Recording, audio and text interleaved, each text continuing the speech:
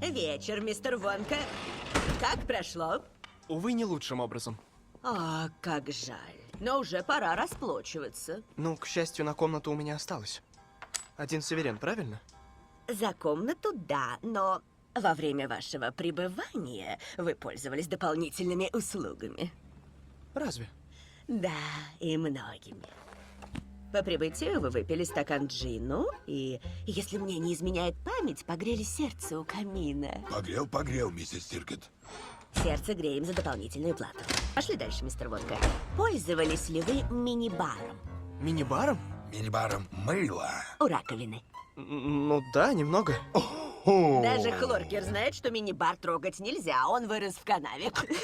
Плюс расческа в рассрочку, кредит на кровать, процент за подушку, и того выходит 10 000 суверенов.